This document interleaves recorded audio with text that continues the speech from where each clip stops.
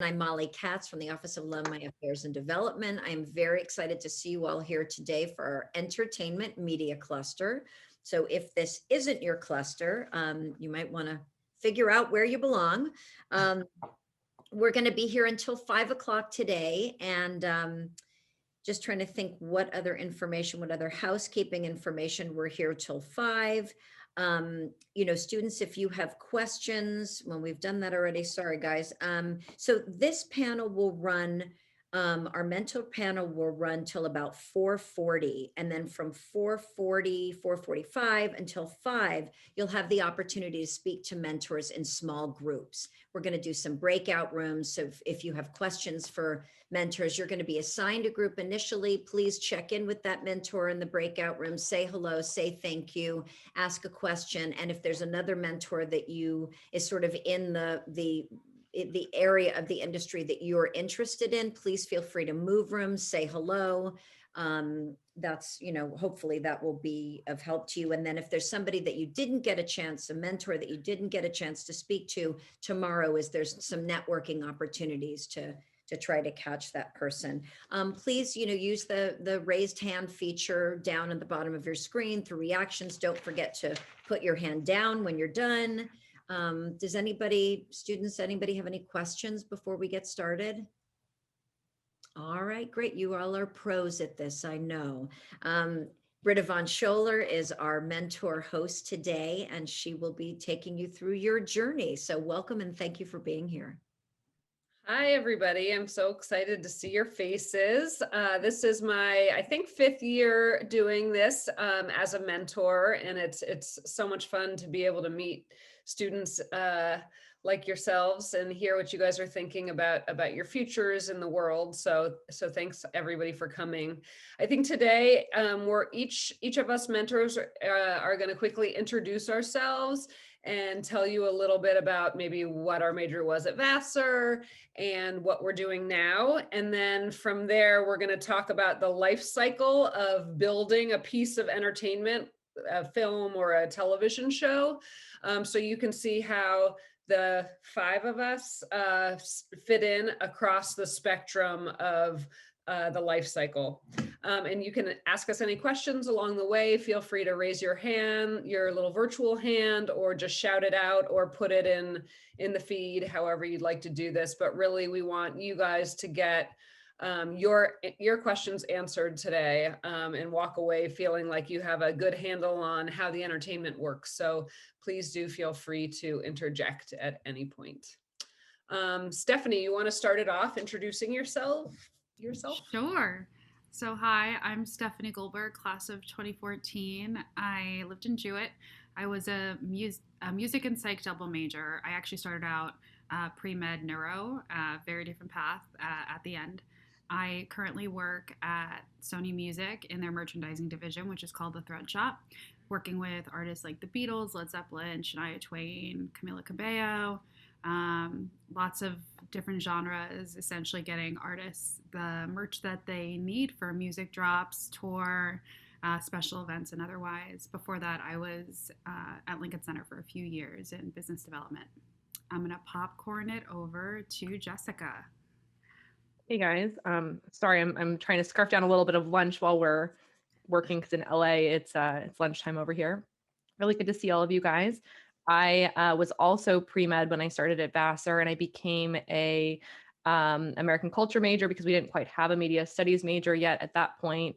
And I still thought I was going to be going into maybe PR or something like that. That's where my internships were while I was at school. But I just started helping out all my friends, including my then boyfriend, now husband, on his student films, and just fell in love with it. So when I moved out to LA, I temped for a little bit and then got a job in a production office and ended up working at DreamWorks, and then was at Blumhouse for 5 years for the first wave of the franchises there with another Vassar alum, Jason Blum. And then did the opposite, went over to Illumination, worked in big budget animation on Grinch and Minions and those kind of movies before I went out on my own about 4 years ago as an independent producer. And just this past year, started my own company with a bunch of other folks from Blumhouse and DreamWorks. So that we're producing our own original content and also supporting a lot of other people's productions as well. I'll pass it to Michael. Thanks, Jessica, fellow class of 2004. So when I was in your shoes, or a little bit after your shoes, I was an English and art history major. I was convinced that I was going to get a master's in art history, and my life has not gone down that path whatsoever. I currently lead brand and content marketing at Hulu.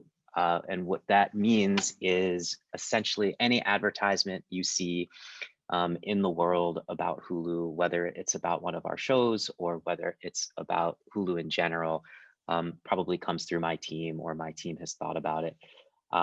Beforehand, I worked at PlayStation, and I started my career off in PR. And my career has taken a lot of different turns, but I would say that throughout, the Vassar network has been so incredibly helpful. And as I've thought about where to work next, as I've looked into companies that really interest me, I've had the sort of the luxury and the pleasure of tapping many Vassar alums who have helped me along the way. So really excited to be here with you, and hopefully I can be of help in any way possible. And I will pass it over to Eddie. Hey, good afternoon, Vassar folks. Hello from sunny Hollywood, California. My name is Eddie Gamara. I'm from the class of 1994. I was a psych major and an unofficial film double major. I missed one required class, but I like to say I was a double major anyway. I went to NYU, to Tisch. I got my master's degree in cinema studies after Vassar. I was also working at Nickelodeon and Viacom, Nickelodeon's parent company, in the mid-90s.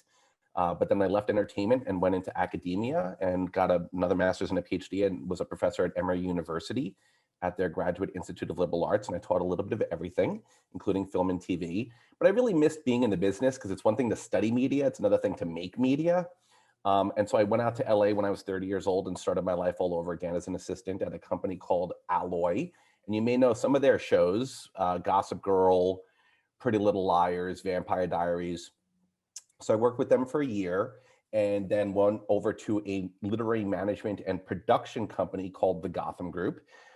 Despite its name, was based in LA. And I represented, kind of like what an agent does, I represented live action writers and directors, animation writers and directors. I worked with publishers. I was the co-head of the book department, and I helped sell books into Hollywood. And also had a chance to produce a couple things, worked on the Maze Runner movies. I don't know if any of you have ever seen the Maze Runner movies. Don't tell me if you didn't like them. I don't want to hear that. I just want to know that you love them, okay? I also worked on a movie called Stargirl, which was on Disney Plus at the beginning of the year.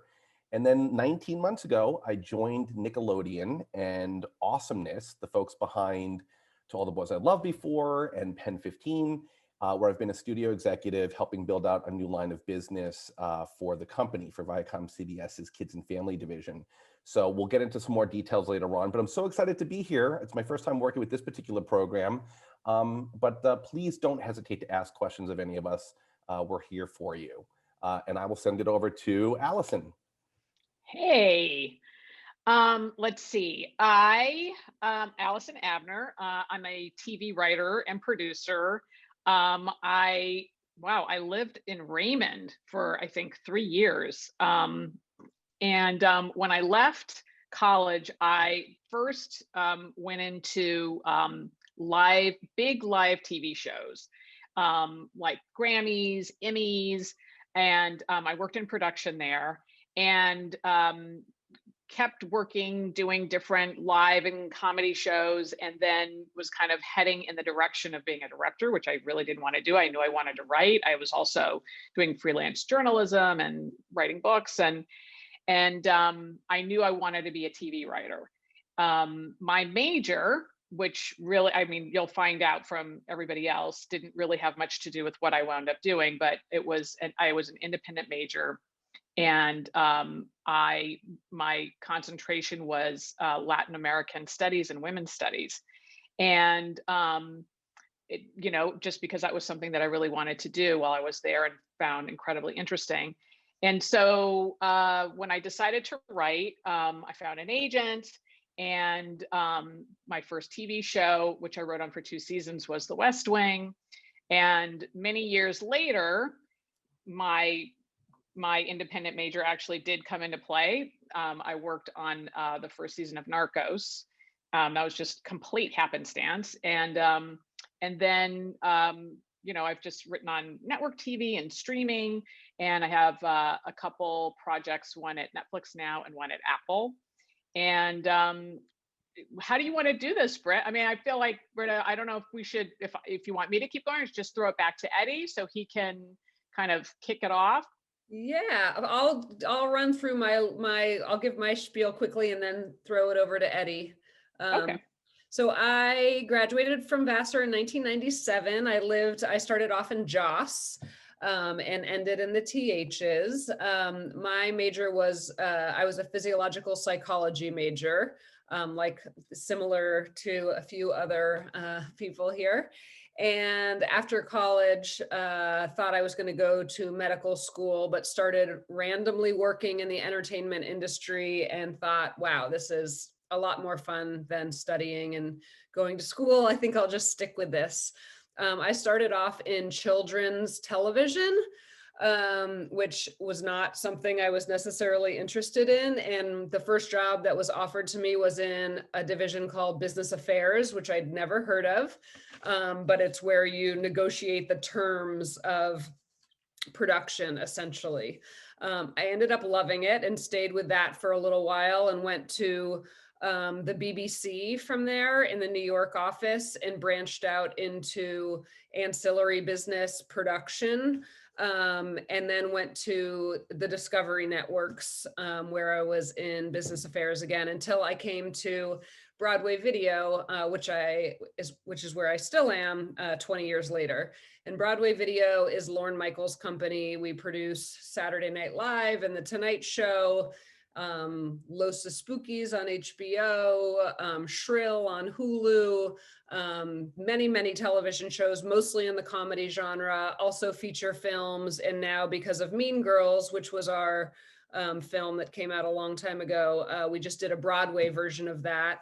And now that Broadway shut down, we're working on a movie version of the musical, which was a version of the movie.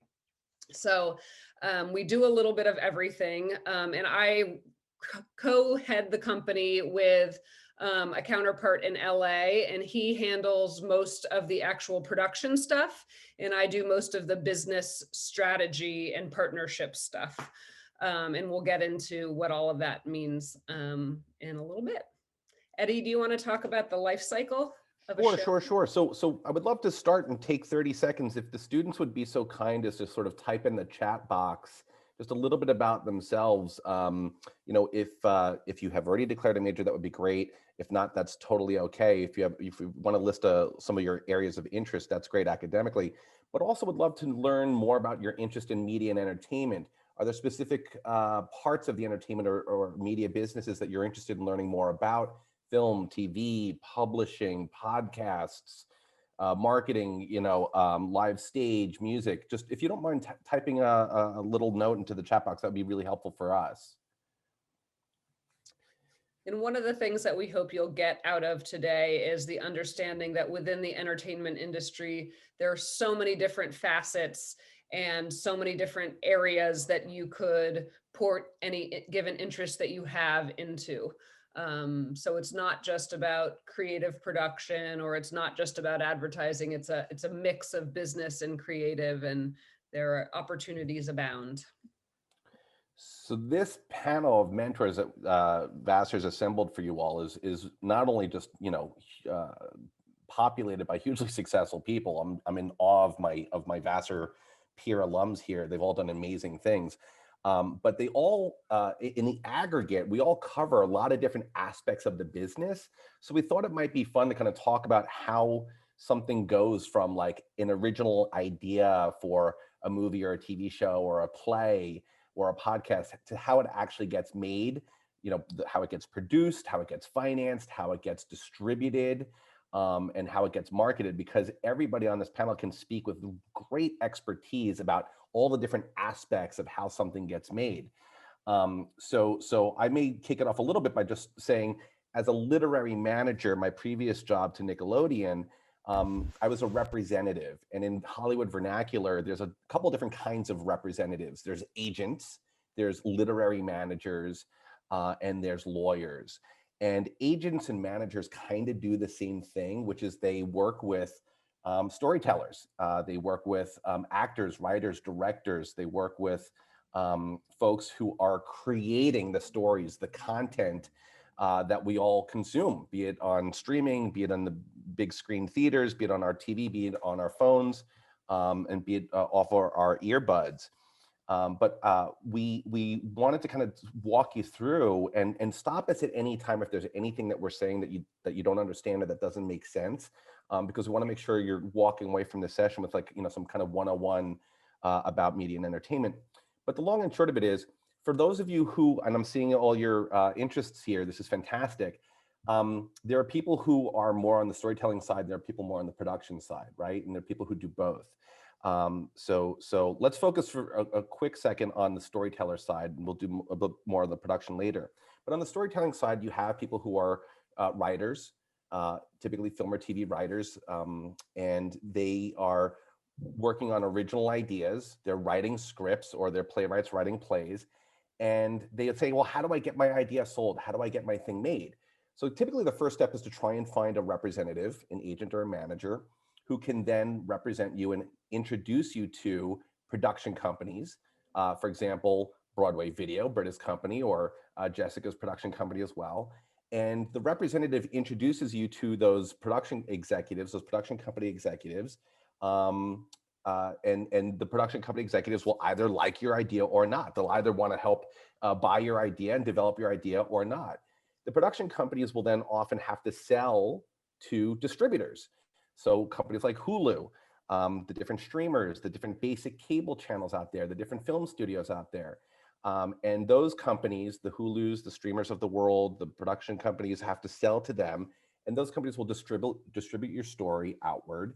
So there's these kind of links in the chain of how all this stuff works, right? And then once something's actually made and going to get distributed, how do we get eyeballs on that project? How do we get people to watch or listen to that story? So the marketing teams will kick in and help figure out how to generate more viewership, how to build the audience for those stories through very clever PR stunts and marketing programs. And then there's also how we can monetize or make money off of your story.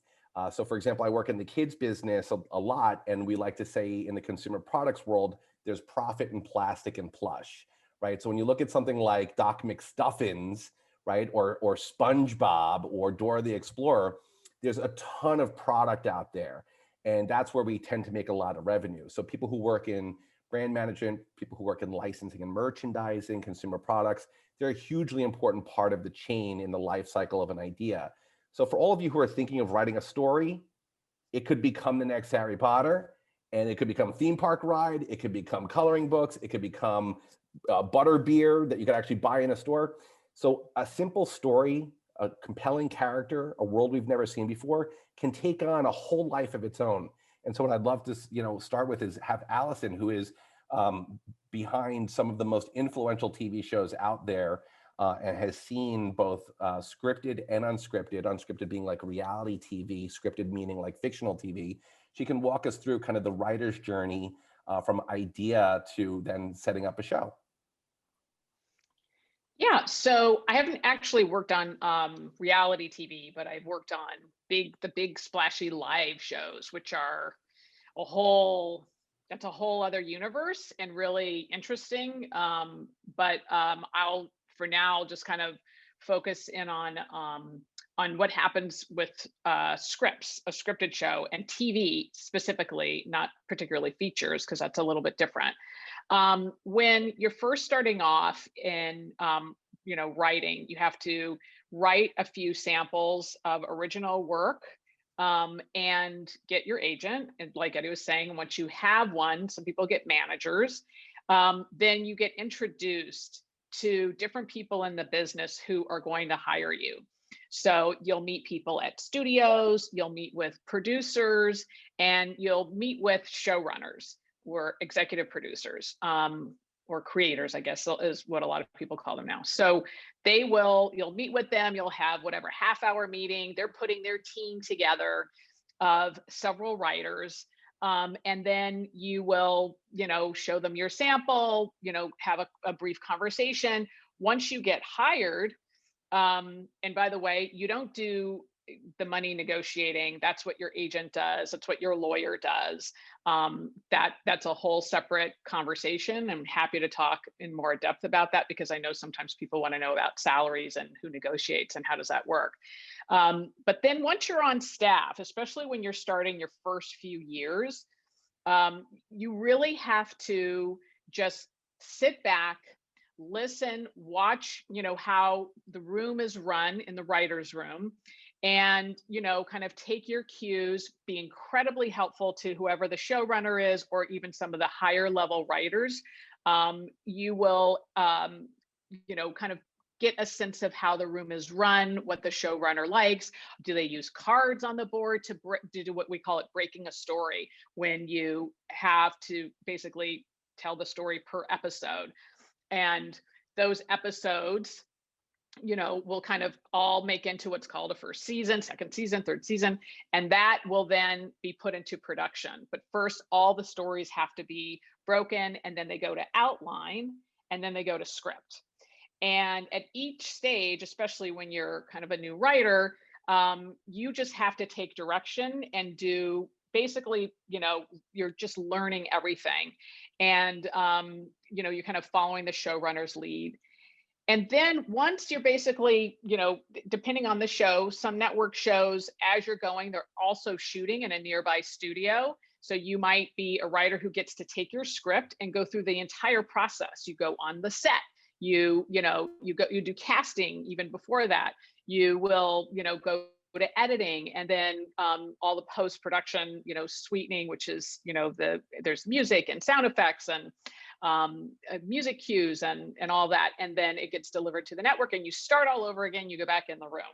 So that's kind of the simplified version of what happens. If you are somebody who just has a great idea, you've been writing for a little while, or you want to develop an idea, you would do that same process of having your agent set up meetings, and you would pitch your idea or come with a fully written spec script and try to get talent, actors and director or producer attached, and try to get a deal. And you would shop it at probably now one of the streamers, could be a network show, but still be considered a streaming show. And then, you would, see that project through. If you get a deal for a pilot, you write the pilot. If you haven't already written the script, a spec script, if you have done a season on a show, you might work for 1 or 2 or 3 seasons on a show, and then, or even longer, depending, and then you might move on to another show, and that just kind of becomes your kind of strategic move up. Like, who would you want to work with? Where would you want to work? And you work with your manager and your agent. You build networks to see kind of, what your next step might be. And you're thinking, probably a season ahead or 2 ahead. I feel like that after you kind of have a completed show, now I think, kind of goes to where, Jessica and Britta would kind of take over. I don't know who I should throw it to next. So you guys can decide between the two of you, because both of you, this is kind of where a whole other, really kind of creative process kicks in. That's incredibly essential. I can talk quickly about the packaging process, and then Jessica, you're probably better at the down and dirty production stuff than I am. But when someone like Allison or her agent or manager comes to us with an idea, we take a look at the idea. It often comes in the form of a log line, which is just like a 1 to 3 sentence or 3-sentence synopsis on what the idea is. And they say, are you interested in hearing more? And we say yes or no. And then from there, they'll either send a treatment or sometimes a full script if Allison has written a full script. And from there, we look at it and we think about the idea from a bunch of different perspectives. One is obviously, is it good? Is it funny? Second of all, is it something we think networks or platforms, I should say, are looking for and we can sell it? Because we might think that, yeah, this is a really, really great idea, but there are already so many medical procedurals on television. I don't think this is going to sell. Another perspective is that we filter the idea through, or another lens we filter the idea through, is how we can bring, how we can package it to make it something that feels uniquely Broadway video and hopefully also sellable. So we might think, oh, Allison's idea about a veterinarian who goes to live in the Congo, making all of this up, is perfect for Aidy Bryant, one of our talent on SNL, who her show Shrill is in its last season. We know she's going to be looking for the next move, and we want to keep her within our family. So let's see, and we know that Aidy loves animals, again, making it up. So let's talk to her and see if she'd be interested in doing something like that. And this is what we call packaging something. And this is what a company like ours, where we're oftentimes the non-writing EP, this is the role we play. We're like, oh, we got Aidy, we have Allison, and we need somebody who has some unique perspective, who can speak authentically about the experience of a veterinarian or someone who lives in Africa. So we'll bring in a director who has that type of lens. And now we have a great package that we can go to Hulu and say, we know you're looking for a show that's like this. It already has Aidy Bryant attached to it, who we know works for your audience because she's had a show there for the last couple of years. And it's a unique perspective that's never been done before. And I think, Michael, you can tell me, but the programming people at Hulu probably go to somebody like Michael and say, Michael, is this the kind of show that fits into our programming strategy, and how would you market it? Right? Would they do that? Yeah, they would do that. I want to be mindful. Jess, do you want to go first and talk a little bit more about the connection before we go into the marketing side? Yeah, so now we have a green light, and Jess, you tell us how Exactly. you make it. yes, so once you get your green light, it's kind of, the actual execution of it is where, my company kind of takes over. And we do this both for our original productions, but we also do this a lot just to support other productions, because when you talk about the different kinds of producers, some producers kind of only do creative, and some producers are more nuts and bolts, and some kind of do it all. So there are a lot of different roles that do fall under that umbrella. So when we're supporting a production, it's everything from budgeting and scheduling, hiring the crew, really supporting the filmmaker's vision. It's working on casting with a casting director. And then it's also just making sure that everybody's kind of looped in. So like, whether it's a studio or a financier, definitely when I was at Blumhouse, I was talking to my marketing exec, you're right, Britta, like probably more than I would actually talk to my creative executives, to make sure that there's actually, at the end of the day, you're getting marketing, everything they need from the production team in order to be able to sell the film.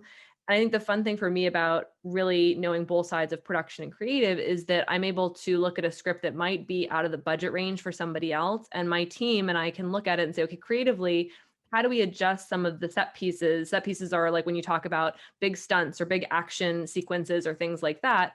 How can we adjust some of those set pieces to be more doable in our budget, but also be creatively on point with the thematics and the needs of the film and the marketing team? And so we'll work really closely with the filmmakers all the way through the process.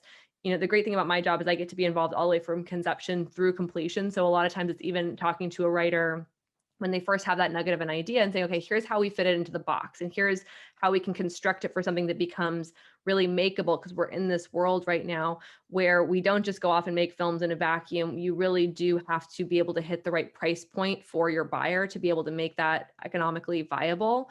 And so unfortunately, or fortunately, depending on how you look at it, financials really come to play in a big way there. And so my team will kind of help put all of those pieces in place, and then, work all the way through being on set, watching dailies, which are the takes that come out of the camera. You get on your computer, you can go through and watch everything they've shot that day, so that when you get into editorial, you can work really closely with editors and director, writers to go through and kind of recraft the movie and editorial.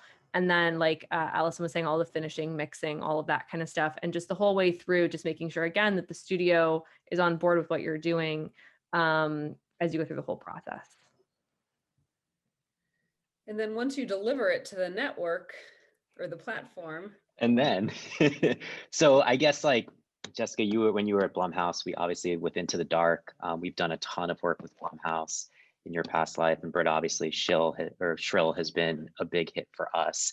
And so, you know, we'll look at when there is, and we'll work really closely with our content acquisition team at identifying what are the shows that we want to bring onto Hulu. And we look at it in a few different ways.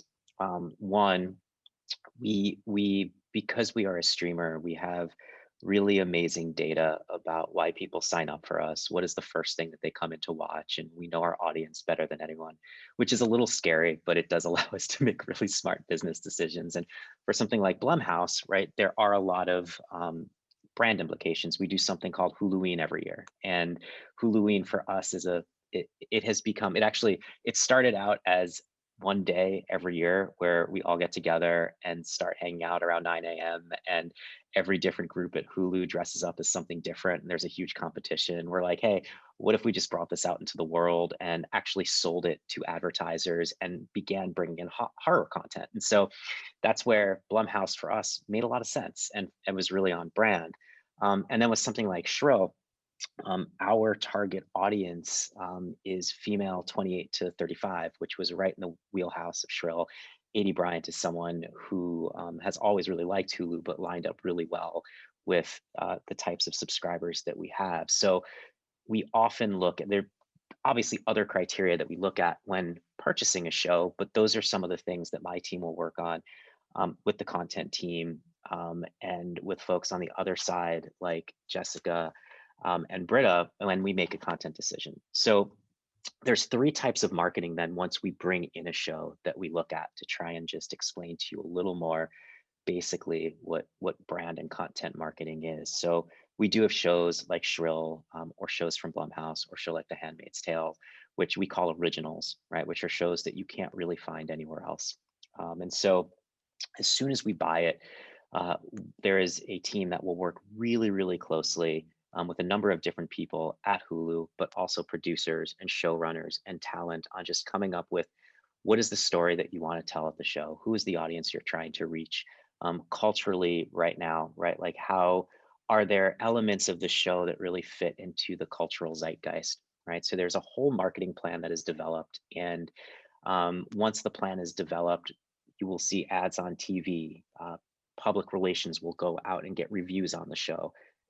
Back in the day, when people were in the world, there would be premieres and events, but we are obviously doing that all virtually now. But there's a whole marketing plan that's contemplated around how do you build more awareness so people know about the show. And then we also do a type of marketing where once you actually come into Hulu, we're actually really thoughtful about how do we market the show in the actual product. We know where people are. We know what gets them to click. There's certain art and certain creative that works better in the product. And so there is just around an original show like that, a whole lot of thought that goes into the marketing plan.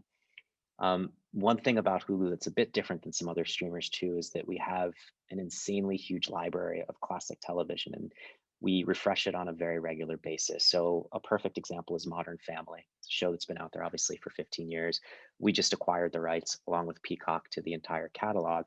But there's a lot of PR and just overall brand value in bringing that series onto Hulu. So part of my team as well will work with 20th Television, who's the studio behind Modern Family, even some of the showrunners on just how do we make that a contextually relevant story for today and bring subscribers onto the surface. So that's kind of the content marketing bucket. And I think that that is maybe one of the more intuitive types of marketing, right, that we do on the streaming side. But there's two others that I think for those of you looking to get into the world that are super interesting and require probably even a different type of creative lens. So there's brand marketing, and I think brand marketing is something that most companies have, but at Hulu, there are larger ad campaigns that we have out there just to try and better explain what we are. So we've had a campaign called Hulu Has Live Sports that has been in the market across TV and digital, and it is what it is, right? Like we wanted people to know we have sports, so it's very simple. But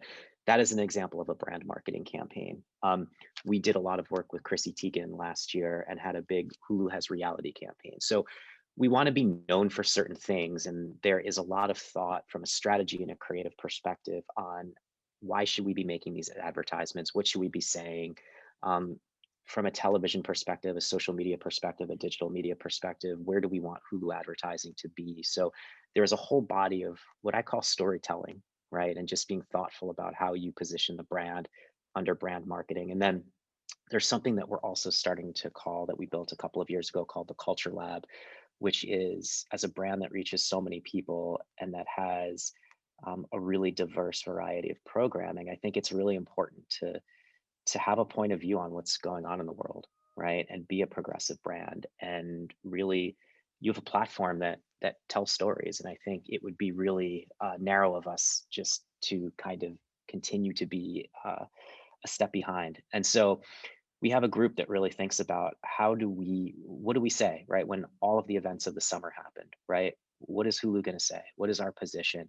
And how do we actually want to build a platform longer term for underrepresented audiences, underrepresented filmmakers, right? We really do have a power and I think a responsibility to be a brand, to pioneer the industry forward, and that lives on a brand team. And those are some of the things that we think about on a day-to-day basis. And again, I think maybe definitely 3 or 4 years ago, you wouldn't see a lot of brands, especially in entertainment, have teams like that. And we're starting to hopefully lead the charge and seeing a lot more of that. So sort of in the general scheme of marketing, when you look at a streamer, there's usually content, brand, and then some culture. I think a Netflix, an Amazon, a Disney Plus might over-index a little more on the content marketing side of things. But again, I think when it comes to the marketing world, there is a ton of opportunity. And I know Stephanie can talk a little more about what she does, because she definitely is like laser focused on a few of those different areas in a really interesting space.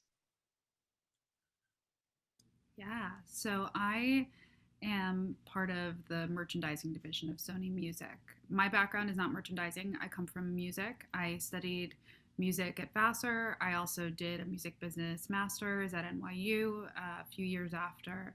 And now I'm in this merchandising division. My work specifically is I am the e-commerce marketing and special projects lead for our team.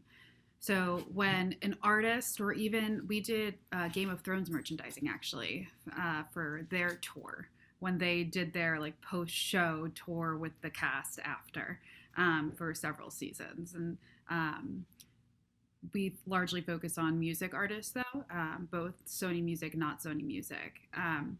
When an artist or a brand comes to us and they say, we want merchandise for an album that we've just developed, or a single, or an EP, or a special event, whatever it is, they will sit down with our creative team and myself, since I manage e-commerce and marketing, and we all kind of get a lay of the land of what they're looking for. You know, what is their product line going to be? Is it going to be, you know, a couple of hoodies, tees? Is it going to be a collaboration with another brand, Adidas, Fender? You know, what are they looking for? Once we have that established, we understand the timeline that we're looking at. Sometimes it's really crunch time. If an album is like, we have to drop it at this date, we'll make it work.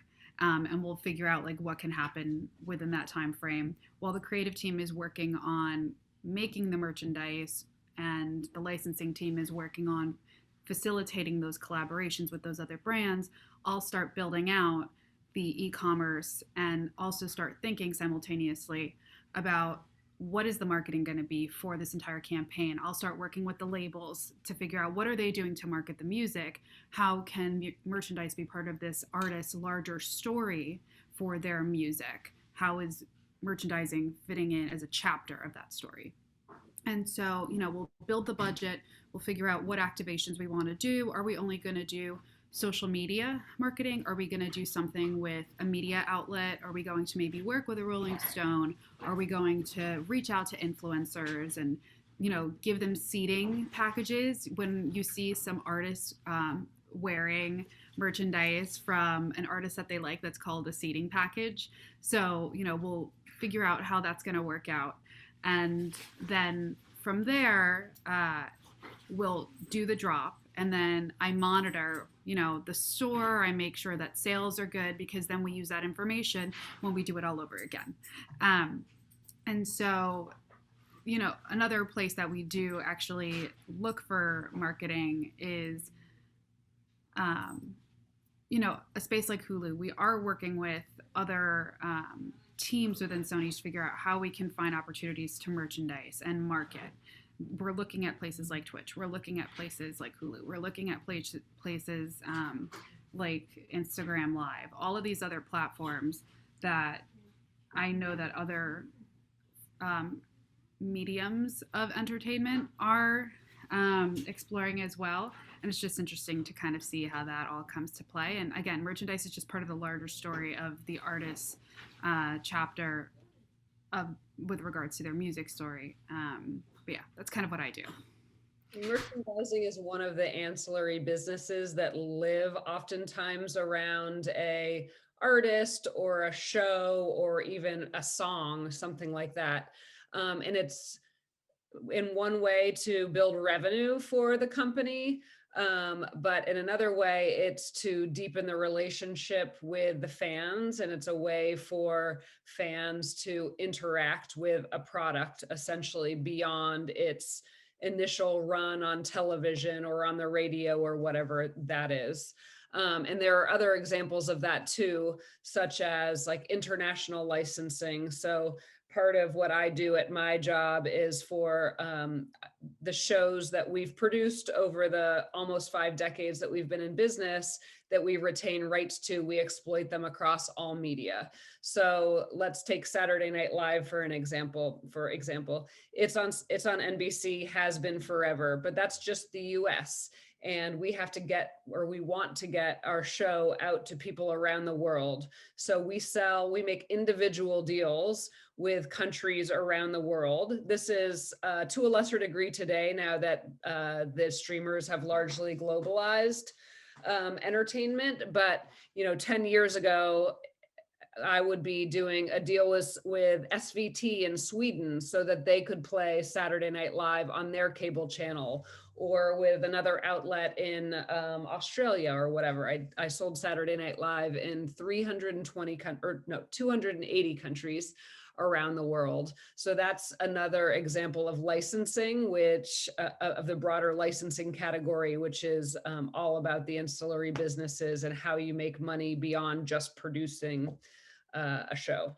Another thing that we do, and Michael, I wonder if this kind of bumps into what you do, is for Saturday Night Live, again, we used to do brand co-partnerships. So for instance, we worked with MasterCard to put together a co-branded credit card with a consumer rewards program that was all focused around unique access to unique entertainment activities, such as being able to get tickets to Saturday Night Live.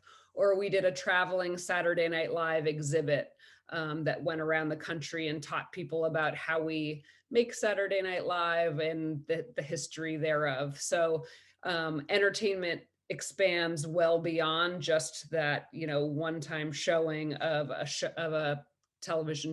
show on television. And Eddie, you do a little bit of that stuff too, right? Yeah, for sure. I mean, in my old job as a manager, I represented clients, storytellers, and my advice to them was often be a Disney of one. Think about your writing career as, I'm going to create a character that could become the next Mickey Mouse. I'm going to create a world that could become the next, Potterverse, right? As a storyteller, your characters and the worlds that you create have a gigantic opportunity to live all these different lives in theme parks, in merchandise, in Broadway. And so the advice that I give my clients is you have to begin to think that way.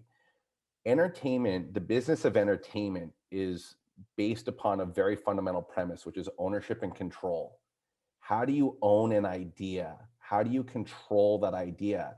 And for all of you who are interested in getting into this professional space of storytelling, you have to start with that same mentality.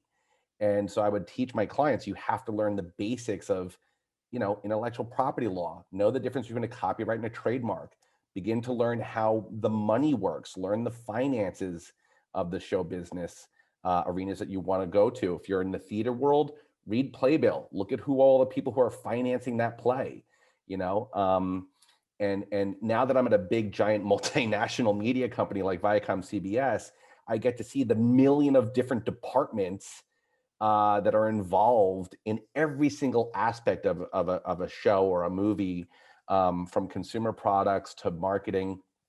I mean, I'm working on a live action show right now that we're shooting in LA, and our lawyer said, "Oh, hey folks, don't forget to register the domain name." And suddenly I was on an email chain with 23 people involved on who had to chime in about what the domain name was going to be and how it was budgeted. And you think, oh, if I came up with a TV show idea, or if I came up with a play idea like Dear Evan Hansen, like I wouldn't necessarily think about like registering the domain name, but everything is about ownership and control, and then how you monetize that. It is the business of show business.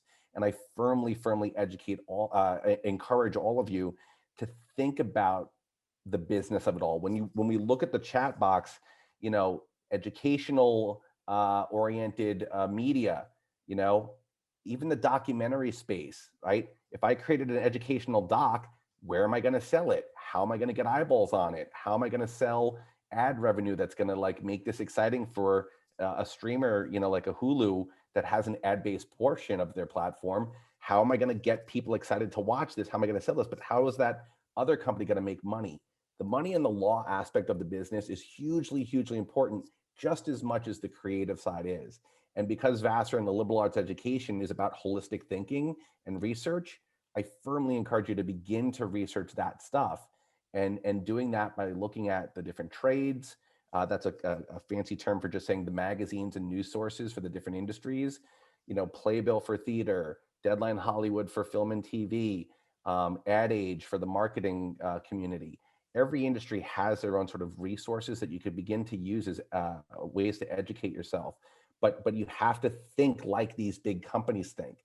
Even if you're just a playwright, you have to think about Jessica and Britta. How are they viewing your play?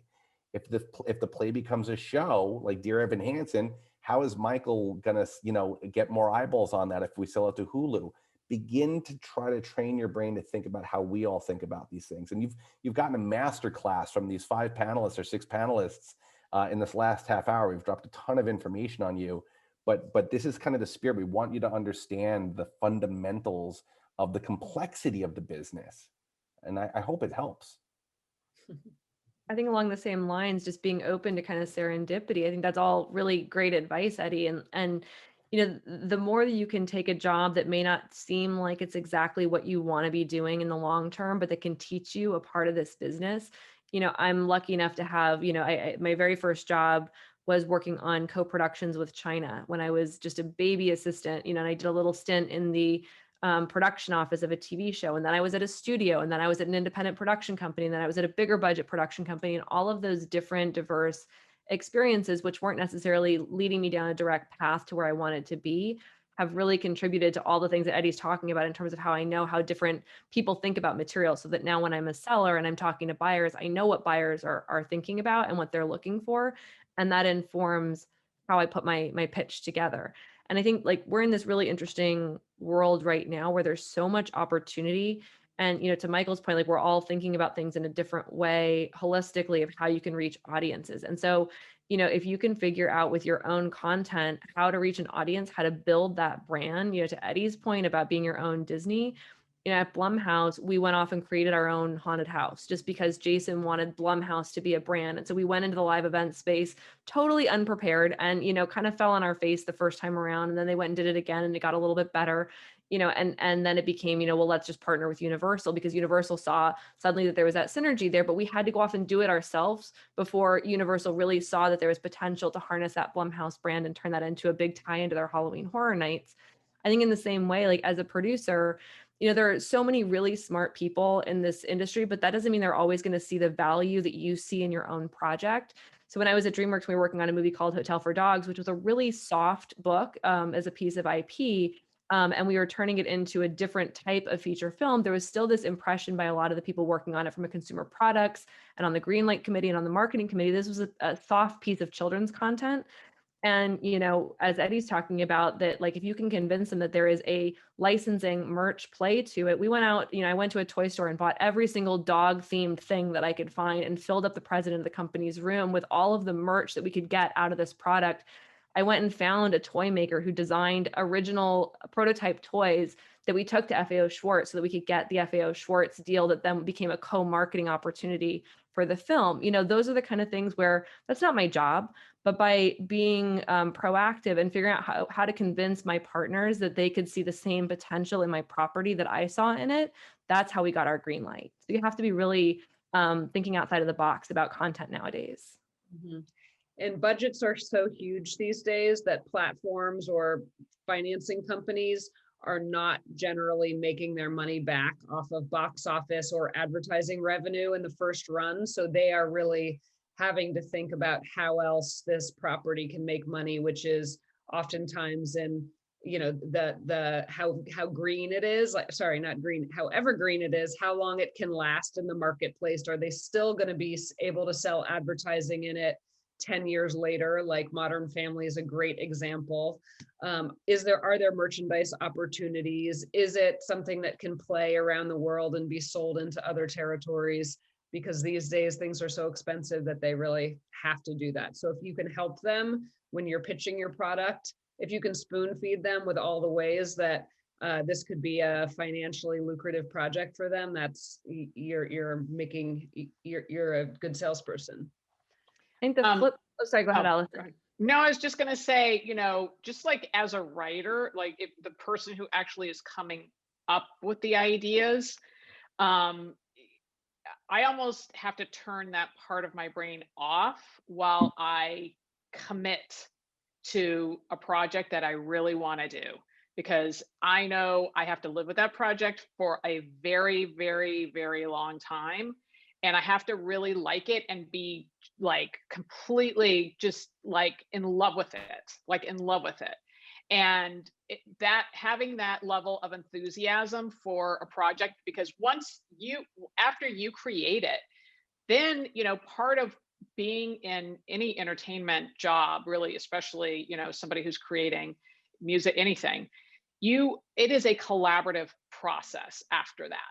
Like you have, you know, your idea, but then, you know, you're going to have to take it to, you know, a Jessica or a Britta. You know, those people then weigh in, or you may, you know, take it to a showrunner who who has a deal and who helps you get it sold, but they have ideas about how to get it sold in a different way or make it more successful or bigger, or just all the ways that they're talking about, you know, kind of weighing in, and you have to be open to that. But just the seed of the idea, and to kind of make sure it's the best idea that, you know, you will actually be handing over to somebody else and many somebody else's, is to be really in love with it and work it and just keep going until it's the best you can get it, and then be open after that. And a couple things I would say also, because I was mentioning this earlier, which is that one of the advantages that you have at being a Vassar student is one, just the quality of work that is expected of you, the level of critical thinking, the tools that you're getting right now in terms of, you know, researching, like, you know, the fact that both the big jobs that my first job, Narcos, other jobs I can tell you about, I always approach with research, just so I know how to develop characters and think like them. I mean, I don't have a theater background, which I think would have been incredibly helpful, but there are other ways to approach it, or you can add that into your experience. And it makes for a really rich, more authentic read than somebody who's just kind of, this happens a lot, you guys know, like people who are taking other ideas that they've seen on other TV shows and other movies and kind of slapping them onto a new idea or script, which doesn't always have the same resonance or as funny or as authentic or real. And I would say, like, researching, also pulling in on your experience while you're there, and then outside, like in your summers or after school, once you graduate, to just, find a way to be dynamic, to have a real kind of array of experiences. When I was at Vassar, I volunteered in Greenhaven Prison and Bedford Hills Women's Prison. I just wanted to have a vastly different exposure to people and experiences that were so utterly different than mine. It will make you a much better writer, or even just somebody, if you're evaluating other people's writings and being able to weigh in and speak to other people's experiences, or if you're having meetings with people who are coming from completely different backgrounds than you. It is so valuable to take advantage of those things now while you're in school, and you have time and space and room for them to really try to expose yourself to lots of different viewpoints and different kinds of people, and be open and adventurous in how you approach what traditionally you would call education, which isn't just the books.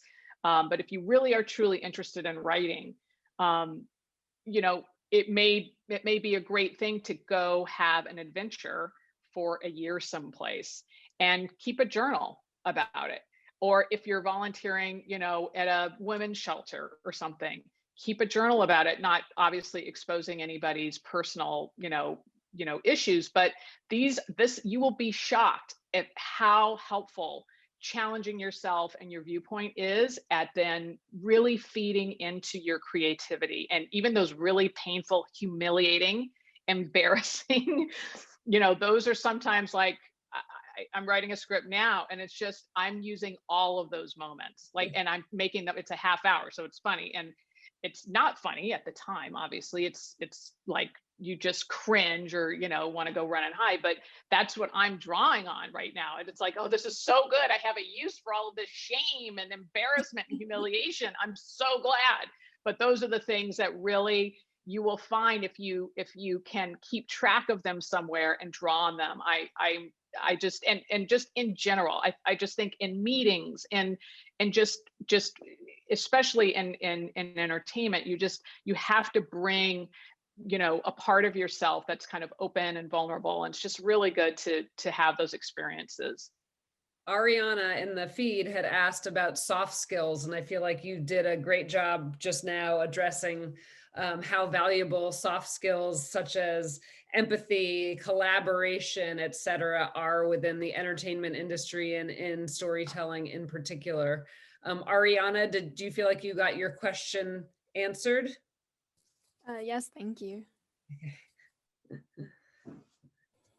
It's funny. I used to say to my clients, be interesting, which is horrible, stupid advice, but it's actually not. Like, be interesting, because interesting people tell interesting stories, and people want to hear interesting stories. And the more interesting you are, the more we're going to gravitate towards you.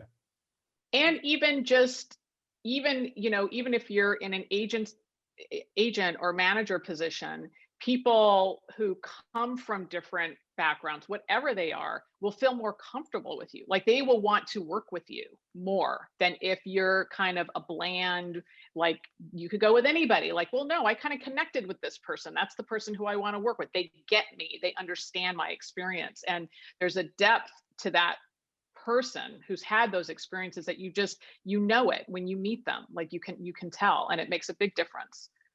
We're also in a moment. Sorry, go ahead, Britta. Sorry. Go ahead, Britta.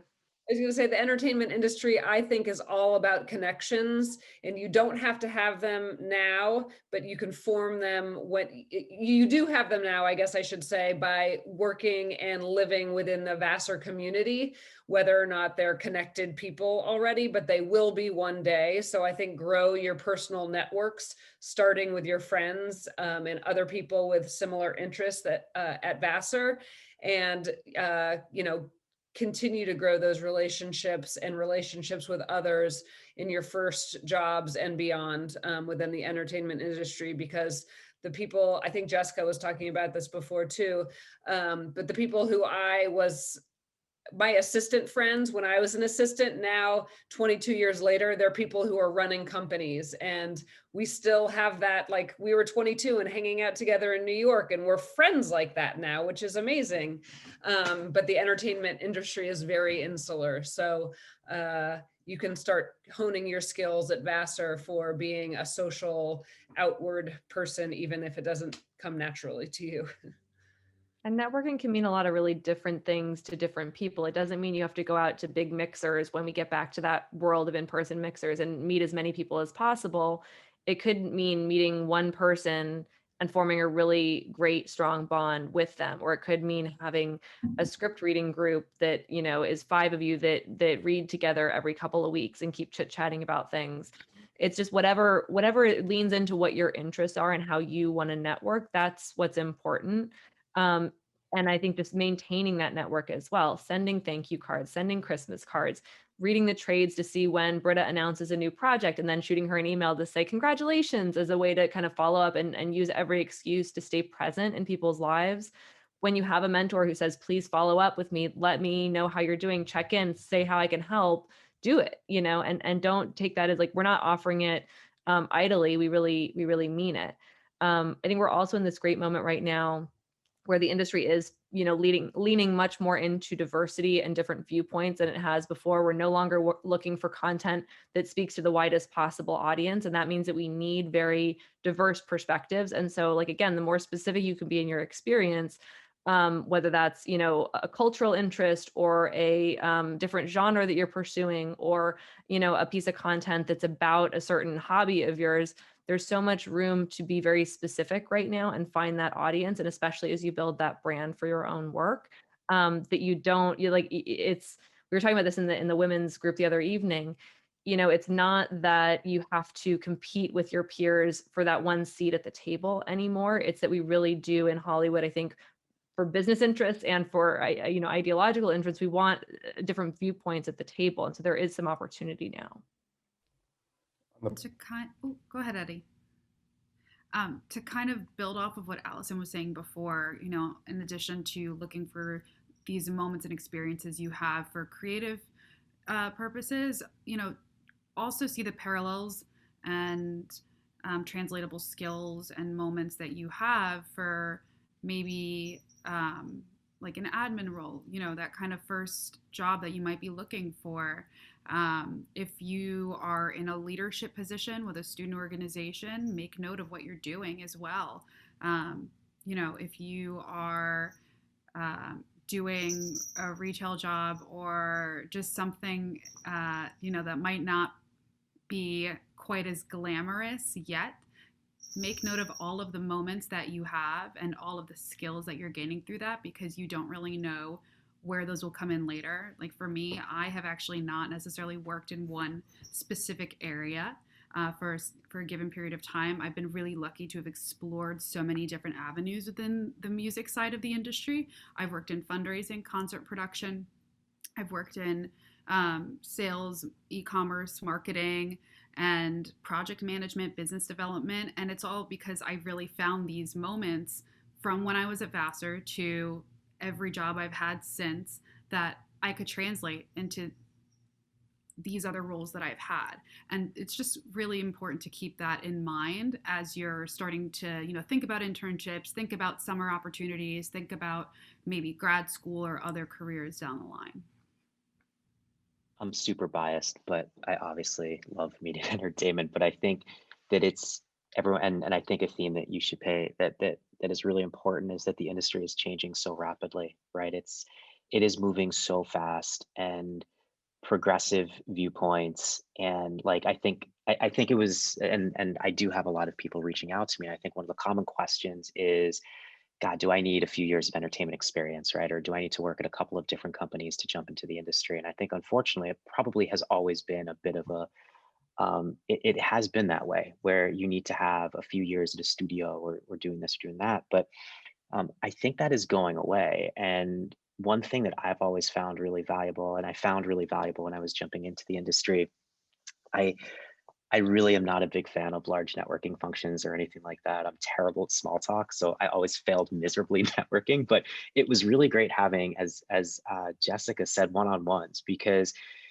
I'd made a list of the companies that interested me and kind of the roles that interested me. I then reached out to Vassar alums, and I just started to learn what was out there, right? I think it's so hard to actually understand how some of our companies and some of these parts of the industries actually work and what jobs really do exist, right? I think, and by having those conversations, you learn more. You learn more about all these potential opportunities, and I think that they are more prevalent than ever in our space, which is really exciting. And just to kind of give you an idea of what I mean, there's a woman from Vassar who works on my team who's, I think, 3 or 4 years out of school, and she's a cultural strategist. And so we work together on trying to think through what social media platforms are we not on, right? Like, are there certain popular things going on in pop culture that Hulu should be a part of, that we should make content for, that we should try and market against, right? A job like that wouldn't have existed a few years ago, especially at a streamer. We also have somebody who's 2 years out of school who is just thinking through different sort of underrepresented audiences and what should Hulu's point of view be, right? What are sort of the different marketing campaigns that we should be developing for them, right? And that certainly takes some experience, but it takes storytelling. It takes coming from a Vassar, right, and having a really progressive and diverse point of view about the world. And so I think more than ever, it's a really it will be a really great time for you to be looking at this industry, because I think there's so many different types of opportunities that never existed before, and it moves so quickly. And dinosaurs like myself, right, like, are probably not the people that are going to be the ones to take it forward. We need progressive thinking, and we need people who know, like, the speed of which how this stuff works and how people watch content.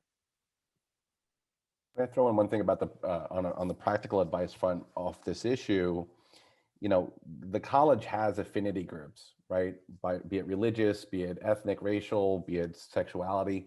The Alumni Association of Vassar also has affinity groups. So too do industries. And if you look at film and TV, if you look at the media business, there are affinity groups that you can tap into now. You know, there's CAPE, which is the Coalition of Asian Pacifics in Entertainment. There's Women in Film. There's, you know, the Black House, which is a nonprofit organization that works with Sundance and the independent film space. Every industry has tribal thinking. There are people who band together because they share certain qualities and certain backgrounds. You know, myself, I have participated in the National Hispanic Media Conference in an organization called NALIP. You know, I'm a mixed race person, but I've always wanted to be the kind of person who used his seat of power to offer opportunities to others who did not get those opportunities. And with the cultural change in Hollywood and America right here, right now, just to echo what my colleagues and peers are saying, there's no better time than right now to begin to really push open those doors of opportunity for yourself. You know, Clay, you mentioned Native American issues, right?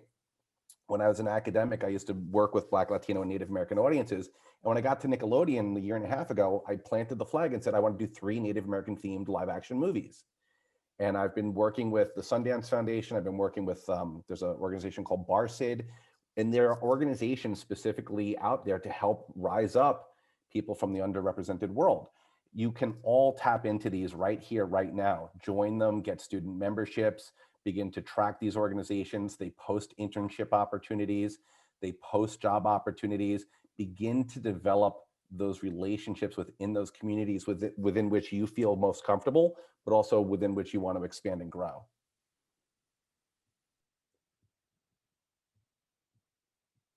Does anybody have any question to pose, any questions to pose to the group? Lori Beth.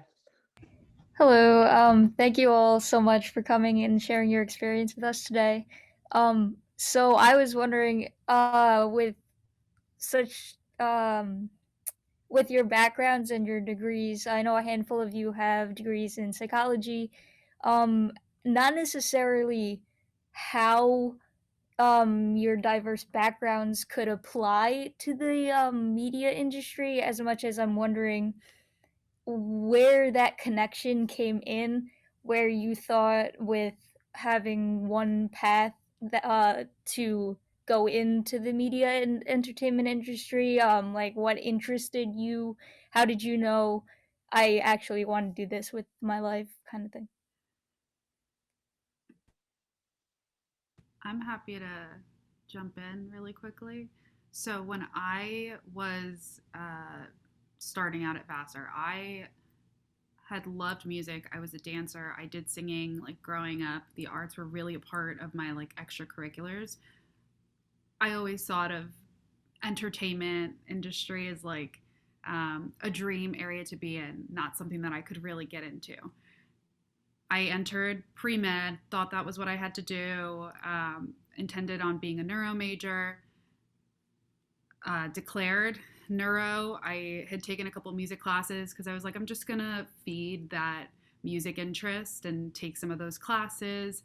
And then at the end of my sophomore year, I had this realization after taking a course that was called American Music. It was with Professor Pisani. Unfortunately, he passed away last year, I believe. But it was really like a class about the entire like history of the music industry, and just something about that class really like resonated with me. And I was kind of like, you know what? I'm gonna go for it. I'm gonna declare myself a music major. I dropped the bio part of my neuro and kept the psych part because the psych part I thought was both the more interesting of the two for me personally, and also one that I thought I could apply knowledge skill sets to maybe other areas as well. And that summer between junior and senior year, then I had applied for 2 internships. I did one still in like the medical area, and then I did one with the Grammy Recording Academy, and got to network with different people, meet different folks, and kind of realize then and there, like, this is what I want to do. And so then I really hustled after, as I was approaching graduation, and about like, I think it was like February before graduation, I reached out to a friend whose mom had worked at the Boston Symphony. She was in my fellow group. We had been friends like pretty much since we had started at Vassar. We didn't live together, but you know, we were still friendly. And I didn't know anyone in the industry, anyone close to the music performing arts world. But I knew that her mom had worked at the Boston Symphony. And I said, you know, I would love to chat with your mom if I could, and I would love to learn from her. And she was so kind as to take the time to meet with me at the Crafted Cup. We went through my resume together, excuse me. And then, you know, she was like, there are temp opportunities at the Boston Symphony. If you know, are interested, let me know. And I applied, and she, you know, she was, again, kind enough to put in a good word for me, and I got the opportunity. It was an opportunity in fundraising. I learned that fundraising was not what I wanted to do for my career, but I learned that that was where I had wanted to be, in the arts. And just from there, I learned that there were so many other opportunities, concert production, project management, business development, kind of along the way. But that was kind of my path to discovering that this is where I wanted to be. Tommy, did you have a question? Thank you. Yeah, it was kind of related to what Stephanie was just saying there about kind of not being quite sure what you want to do at first and then kind of progressing through things. And I was kind of, I guess, as a person who thinks they want to do something in the entertainment industry but has no real clue where within it, I'm kind of wondering, is it better to kind of just do something that you kind of just do whatever winds up being available to you, and then kind of moving forward, you'll figure it out? Or should you kind of work to have it more figured out at first, kind of like Both. Yeah, I think you definitely like, make those lists. Like, I can't remember if it was Michael or Eddie who was saying, make those lists of the places that you want to be working at, that you aspire to, and reach out and contact them. But then also take whatever job comes around. The first job that I had on paper didn't lead to anything, but it got my foot in the door. And then I was able to lean into that experience. I was working with two producers who didn't have the slightest interest in development at the time. Neither did I. I never had that moment where this is what I want to do, that spark of like, this is my career. I just always kind of put one foot in front of the other to see where it would lead. And I still feel a bit like an imposter. And every day I'm just happy that I get to play in the game. There are a lot of people where you don't have that clarity of, I'm going to be a director. But because I had these two producers in my first job who didn't want to develop, they had a stack of scripts that they just threw on my desk and said, here, do something with these. And that was my introduction to development. And then I went to DreamWorks and I was in the story department, and I just had access to every single script that came into the studio, every single project draft. And I just read and consumed it all and just found a real love for development and storytelling and just absorbing all of that information. And from there, when you're at a bigger company like that, like we've been saying, you get to meet everybody who's in the business affairs department and accounting and production and post, and go around and like ask, assistants in those departments if you can pick their brain and find out more about what their job is. And everybody loves to talk about themselves in this industry. So that's the great thing. If you can go to somebody and say, can I steal 15 minutes of your time? Most people will say yes, and they would love to invest in you and tell you about what it is that they do day to day and see if it's a good fit. And I think the other piece of advice along that line is, just make yourself helpful to people. If you can find a need that they have that, like if, for instance, if Michael's talking about cultural relevancy, we had an assistant who just would take it upon himself to have great restaurant recommendations, and so every single exec who needed to go to lunch, they would go to Max and they would say, Max, where should I go? What's the new hot restaurant that I should try to get a reservation at? And while they're there, Max would ask them whatever question about their project or small talk or something, and he formed those relationships through this obscure interest. Or we had another assistant who took it upon themselves to send out a links list every day. At that point, I think it was like Pinterest and Tumblr, but like, here are just cool things that I found in my journeys today. And everyone started reading that, and it became an actual culture report that we had at the studio for a long time. So just finding those little ways to make yourself valuable, you'll lean into something that eventually will lead you to a path that becomes what your interest might ultimately be. Yeah, I do think with every job you take on, even you're going to learn something about what you like and what you don't like. So even if you don't like it, don't worry about it. You can move on after that. I would also say there's a difference between working in a big company and working in a small company in your ability to move within those companies. I spent a couple of years at the Discovery Networks, which is a massive company. And the entire 4 years I negotiated the same terms that were on 4 pages of the agreement to thousands of different television shows that I never watched. I didn't even know what I was negotiating really. And it was cookie cutter. And in that role, there was no opportunity for me to transition from business affairs to programming, let's say, per se, because the company is so big and the head of the programming department had 10 people beneath him or her who were all working towards that. But then I went to a small company like Broadway Video, and they had needs across the board. They didn't even know what they needed. And I was able to be like, I think we should do this. And nobody else was there to do it. So I'd be like, okay, I'm going to do it. Anybody have a problem with that? And they'd be like, no. And then, before you know it, you're running the audio production business because you came up with the idea or you raised your hand. So I think it's great to have experience at big and small companies. Just know that I think there are probably more opportunities to change within one function to the next at a small company. There's a lot of just go ahead. Oh, go ahead. Go ahead. I was just going to say, my experience was, I very early, I think I was even still in college when I got my first job. Somebody needed help in like a big show that was in the production department, and not as a runner. Like I was never a runner. I like literally launched into an unbelievably fast-paced, incredibly demanding job where I had to show up at 9 o'clock and stay till 4 or 2 or 3 or 4 in the morning. for like week upon week upon week. And it was like, it was the brains of the whole live operation. You had to know what was happening in the schedule and the rundown. You had to, produce the script and the lyrics page, like, and I had to learn, very quickly, like how to do it all. And they would teach me, okay, now you're going to do this thing. And I like, okay, I had to like, whatever, like type out whatever particular thing.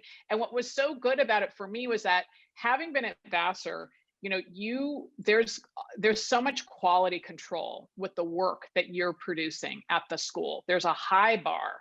So when you go into a job, you will see like, of course, like your work ethic and the work product that you are going to put out is so, like, you would be embarrassed not to do it, worse than that. But you'll see, like, you're kind of around people that may not have had the same level of experience and doing that over and over and over again, and you stand out.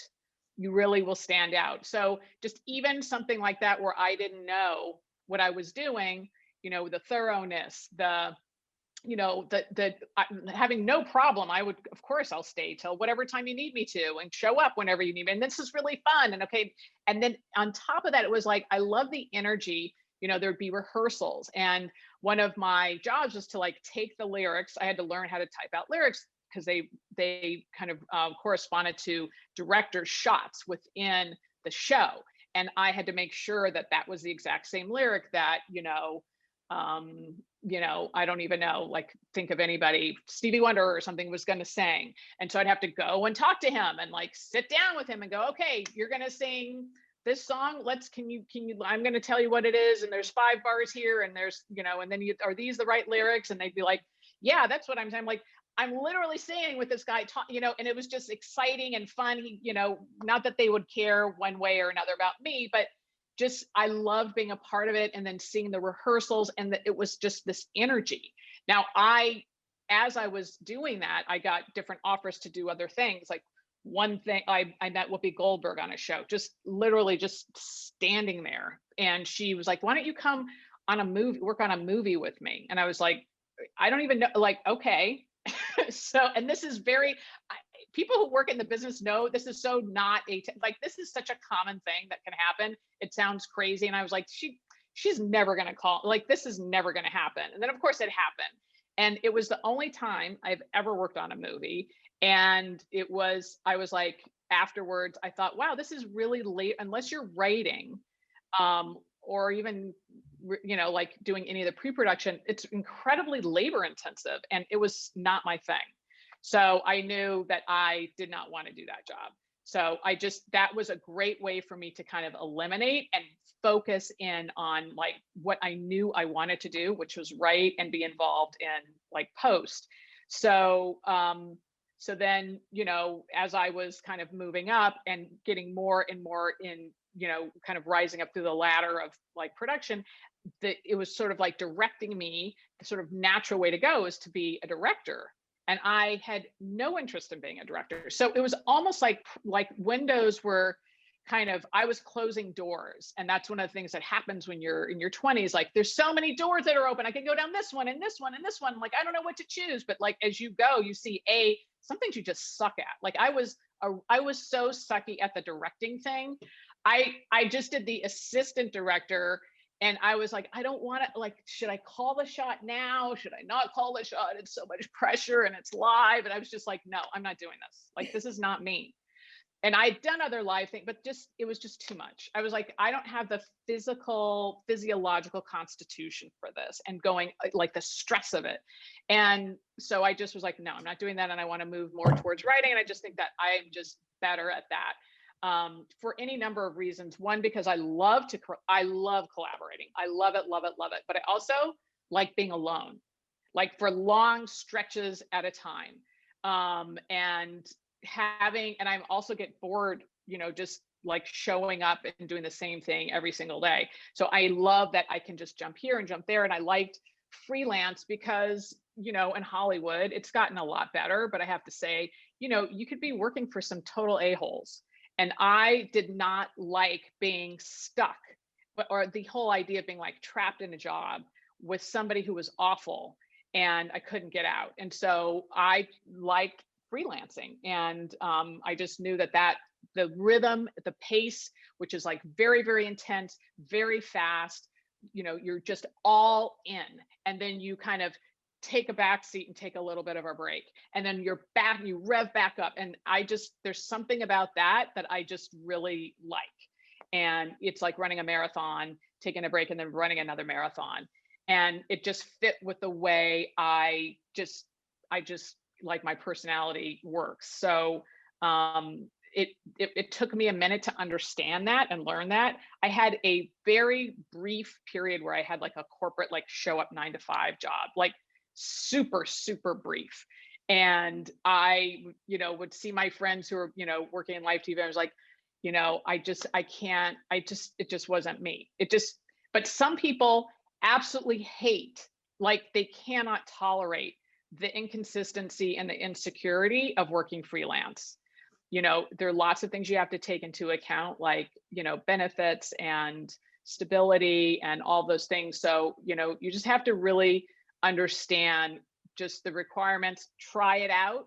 If it doesn't feel right, if it doesn't work the way, you think or you imagine or romanticized it working, you have to kind of be honest with yourself and start checking out other avenues, because there might be something better for you. I want to go back to something that Britta said before about company size, and like, especially as you're looking at these entry level positions, I think it can be really appealing to shoot for one of these huge conglomerates that we all know are household names. But I do think that if you're at a smaller place, like if you're at an internship program at Paramount, you're going to do coverage and get coffee, and you're never going to have contact. I shouldn't say never, but like for the most part, you're not going to have contact with anyone above the assistant level, because you have a very specific, narrow definition of your job. For me, starting at Blumhouse, I'd already been an assistant for a long time when I started as Jason's assistant there, but I looked at it and said, Jason's too busy for his own good. He needs help. And within 6 months, I was promoted to run movies for him because he couldn't do it by himself. And it was, one of those companies where it was just the two of us. It was a complete madhouse the first couple of years as we were kind of figuring out what we were doing.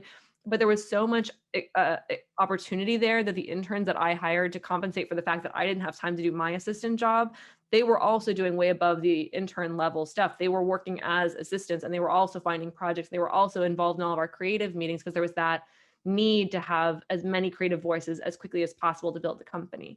And so I would look for those opportunities. And you can do that even as you're interviewing. An interview isn't one way. It's not just them deciding if you're a good fit for them. It's also your opportunity to see culturally, like Allison's talking about, is this a person that I want to spend the next 3 to 12 months of my life with working? Is this a good fit for me? Is this the type of work that I want to be doing? And am I going to get something out of it? And I think that, it's really, at DreamWorks, it was such a fun environment, and all the assistant community was so strong that people tended to stay year after year after year. And at a certain point, when you're, if you do find that company where there really is room to grow and you can make it your career company, that's great. But also really having an eye towards what you want to get out of this experience. And when you've learned what you're going to learn from that experience, move on to something new. So you keep expanding your horizons, you keep expanding your network, you keep meeting new people. It's really important to kind of have those targets in mind as you're picking and choosing your jobs. Hey, Jessica, can I ask you a question, and Britta too? Like, right now, I know, the sort of the old school was like, you have to stay in a job for a year before you move on. And Michael, you might want to speak to this too. Like, that seems like, what advice do you have for people coming out of school? Do you say, no, but like, how, because you want to look at some stability, you're also, need good references, but what's the balance for what you're talking about? Really, I find that you kind of need, at least for me in my experience, like you need about 9 months to really fully know a job and be able to do it with your eyes closed. And it's like at that 9-month part where then you get to also plus your job and do something new and interesting, and you have a little bit of extra bandwidth. And so then it's like that extra, 3 to 6 months past really learning the nuts and bolts of the job that I find really valuable. So I do encourage people to stay for around a year and then decide when they have kind of capped out of that opportunity before they move on. And I think it's a tough question, because I think you have to look at your organization and say, is there growth here?